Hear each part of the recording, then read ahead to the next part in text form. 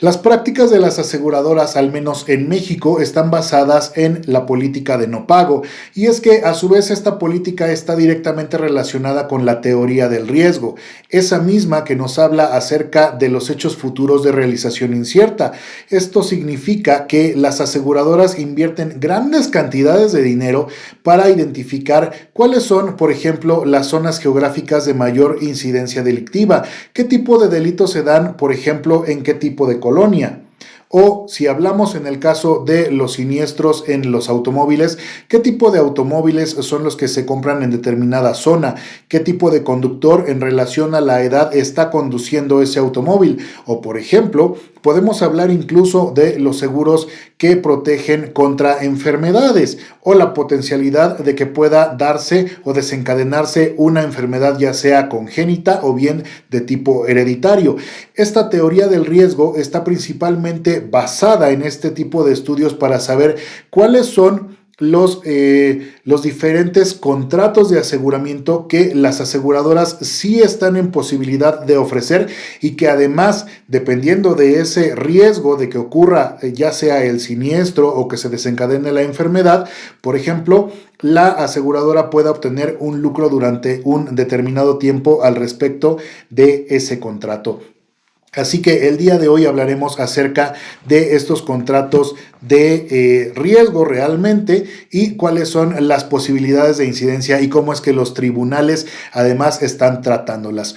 Por ejemplo, en el caso número 1 hablaremos acerca del aseguramiento de automóviles, en el cual, por ejemplo, una vez que se ha reportado ese siniestro y se ha dado el aviso a las autoridades correspondientes y se ha además boletinado a nivel federal y a nivel local el robo de este automóvil, tendremos que esperar el periodo de ley que cada estado pueda determinar a efecto de saber si se recupera o no se recupera este automóvil y las condiciones en las cuales se recupera además, porque bien puede ser que el automóvil robado sea utilizado, por ejemplo, para cometer algún otro delito o sea utilizado para poder ser deshuesado y utilizar esas partes y después venderlas por separado. Así que de entrada aquí es donde tenemos uno de los principales problemas en el ámbito de la aseguranza de los automóviles.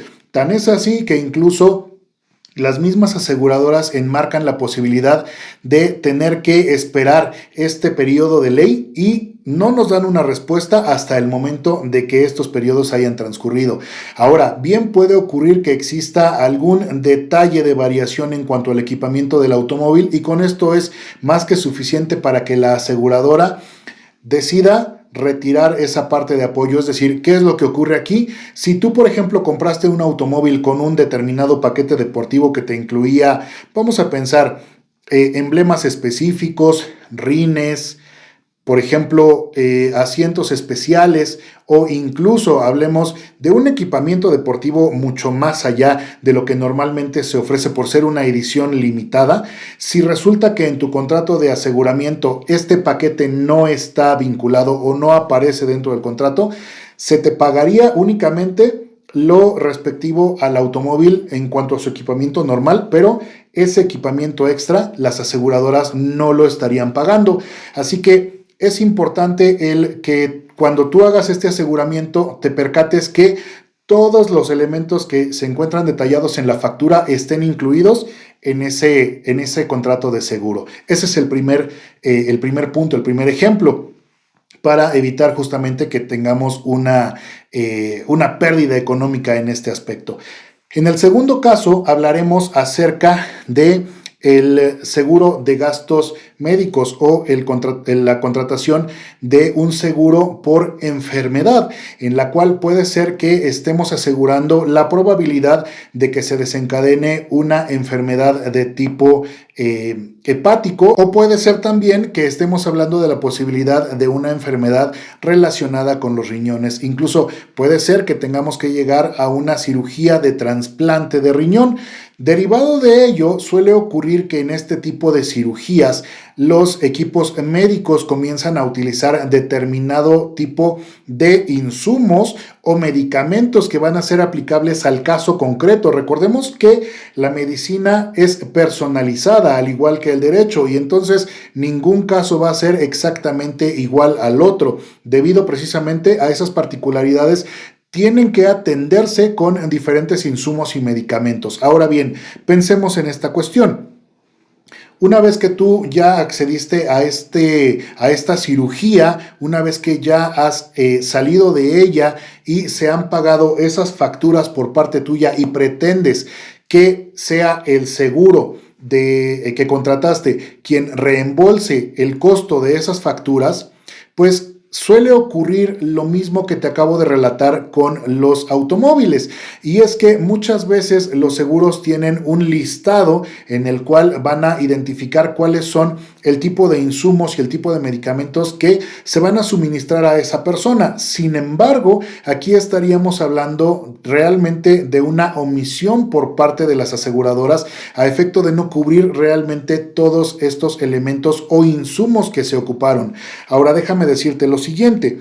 Puede ser que tú estés entregando toda la información con la que cuentes para poder hacer que se te reembolse ese dinero. Sin embargo, suele ocurrir que los hospitales solamente te entregan la facturación y solamente te entregan las recetas médicas. Muchos de ellos se guardan para sí toda la historia clínica. Ahora bien, esta parte es precisamente la que utilizan las aseguradoras en su favor, puesto que cuando se llega a juicio para efecto de que el asegurado le sea reembolsado esa cantidad de dinero, esas facturas, pues lo que ocurre es que las aseguradoras generalmente argumentan y dicen, ok, está bien, me entregaste las recetas médicas, sin embargo, la receta médica no es la vía idónea para asegurarme que hay un vínculo entre ese medicamento y el padecimiento. Para efecto, más bien estaríamos hablando de dos cosas, de que requeriríamos el historial clínico de ese paciente y número dos, requeriríamos también o además una pericial en medicina que se pudiera sumar a este procedimiento. Sin embargo, no siempre se está en las posibilidades por parte del paciente para asumir un nuevo gasto, principalmente por esta pericial en medicina. Derivado de ello, resulta que los tribunales ahora están emitiendo también tesis de carácter aislado hasta el momento, en los cuales evidentemente existe una asimetría entre las capacidades económicas de la aseguradora en relación con la capacidad o el poder adquisitivo del demandante, que en este caso es quien contrató el seguro. Por tanto, lo que ocurre en este aspecto es que normalmente en los juzgados quien afirma está obligado a aprobar, pero derivado de esa asimetría, más bien los tribunales afirman y exigen la reversión de la carga de la prueba, lo cual significa que es entonces la aseguradora la que tendría que confirmar y la que tendría que acreditar que realmente los medicamentos señalados en esa receta no tienen nada que ver con los padecimientos. O bien, puede ser que no sea solo un medicamento, sino que estemos hablando de determinado tipo de material, ya sea quirúrgico o de recuperación. Por tanto, es importante que hablemos acerca de esta reversión de la prueba. Esta reversión está principalmente basada en la presunción de asimetría. Esa presunción de asimetría, déjame recordarte, también aplica en otras distintas materias. Puede aplicar también en el ámbito comercial, pero aquí en el ámbito médico recordemos principalmente que estamos hablando de una persona, y si tenemos en cuenta que el bien jurídico tutelado de mayor valía es precisamente la vida, pues esta presunción de asimetría realmente aplicaría de facto. Espero que esta información te sirva, espero puedas compartirla. Suscríbete a Barra Legal Podcast, soy Cristian Canales y nos vemos la próxima.